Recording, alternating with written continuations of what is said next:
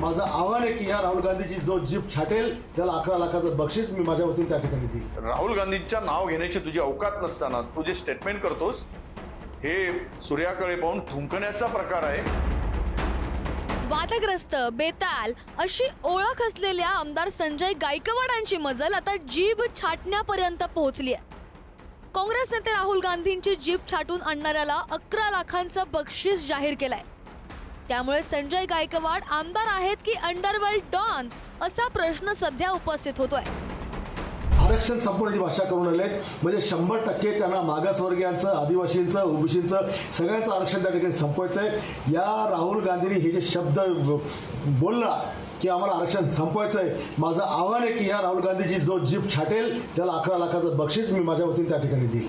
बक्षिसाची घोषणा करणारा संजय गायकवाड नावाचा पिसाट माणूस आपल्या अवकातीबाहेर बाहेर बोलतोय। अरे तू राहुल गांधीची जीभ छाटायची काय गोष्ट करतोस? तुझ्या पक्षाची अवस्था, तू कुठे आहेस हे तू ओळखलं पाहिजेस। राहुल गांधींच्या नाव घेण्याची तुझी अवकात नसताना तू जे स्टेटमेंट करतोस हे सूर्याकडे पाहून थुंकण्याचा प्रकार आहे। ती थुंकी तुझ्या तोंडावर पडेल आणि तुझं तोंड काळवटलेला महाराष्ट्र पाहिल। लोकसभेचे विरोधी पक्षनेते राहुल गांधी यांनी अमेरिकेमध्ये एका मुलाखतीत बोलताना आरक्षणावरून महत्त्वाचं विधान केलंय।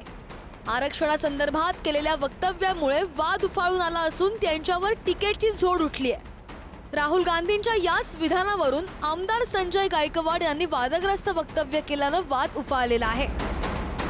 संजय गायकवाडांच्या म्हणण्याबद्दल मी काही त्यांचं समर्थन करणार नाही, पण पंडित जवाहरलाल नेहरूंनी असं म्हटलं होतं, म्हणजे बाबासाहेब आंबेडकरांनी जेव्हा संविधान दिलं आणि आरक्षण लागू केलं तेव्हा पंडित जवाहरलाल नेहरू असे म्हटले होते की आरक्षण हे विकासाला बाधा आहे। मग त्यांची पुढची पिढी राजीव गांधी असे म्हणाले होते की आरक्षण देणं म्हणजे बुद्धिहीन लोकांना सपोर्ट करणे आहे। आणि तिसरं आता राहुल गांधी विदेशात जाऊन म्हणतात की आता आम्ही आरक्षणच रद्द करू, म्हणजे 3 पिढ्यात जे त्यांच्या पोटात आहे ते ओठावर आलेलं आहे। आता हेच विधान समजा एखाद्याने केलं की नरेंद्र मोदींची जो जीप छाटेल त्याला 21 लाख देणार, तर याच्यावर भारतीय जनता पार्टीने काय कारवाई केली असते? तीच कारवाई राहुल गांधींच्या संदर्भात जे वक्तव्य केलं त्याच्यावर व्हावी अशी आमची भूमिका आहे। आमदार संजय गायकवाड आणि वाद हे समीकरण नवीन नाहीये। याना त्या कारणानं सतत चर्चेत असतात। शिवसेनेतील फुटीनंतर तर त्यांच्या जिभेला अधिकच धार आली आहे। कोरोना काळात वारकऱ्यांना उपवासाऐवजी मांसाहार करण्याचा सल्ला। देवेंद्र फडणवीसांच्या तोंडात कोरोनाचे विषाणू कोंबण्याची भाषा। 95% सरकारी कर्मचाऱ्यांकडे हरामाची कमाई, वादग्रस्त विधान। विरोधात बोलणाऱ्यांना चुनचुन के मारेंगे अशी धमकी। छगन भुजबळांना अश्लील भाषेत शिवीगाळ। खामगाव तालुक्यातील चितोडा अंबिकापूर इथं दलित समाजाविरोधात अस्त्र-शस्त्र काढण्याची भाषा। शिवजयंतीनिमित्त मिरवणुकीमध्ये पोलिसांच्या काठीने तरुणाला जनावराप्रमाणे मारहाण। धमकी आहे,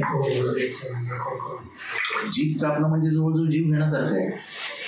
म्हणजे राहुल गांधींच्या जीवाला धोका उत्पन्न करणं ते भारतीय न्याय संहिता BNS ह्याच्या अन्वये गुन्हा आहे।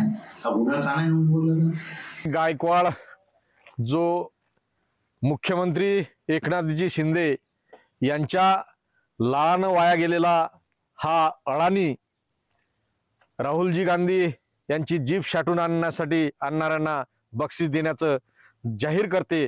या हरामखोराजवळ शिंदेंनी जे पैसे दिले त्या पैशाचा माज या हरामखोराला आल्यामुळे ह्या अशा पद्धतीचं वक्तव्य त्याचं सातत्यानं चालू आहे। सार्वजनिक ठिकाणी बोलताना, वावरताना आपण लोकप्रतिनिधी आहोत याचा संजय गायकवाड यांना नेहमी विसर पडतो। मात्र आतापर्यंत त्यांच्यावर पक्षाकडून कोणतीही कारवाई झालेली नाहीये। वरिष्ठांकडून अभय मिळत असल्यानं संजय गायकवाड आता थेट सुपारीची भाषा बोलू लागलेत का? अशा सुपारीबाज नेत्यांवर गुन्हा दाखल होणार की नाही? आता तरी महायुती त्यांच्यावर कारवाई करणार का? हा प्रश्न या निमित्तानं उपस्थित होतोय। संदीप वानखेडे, पुढारी न्यूज, बुलढाणा।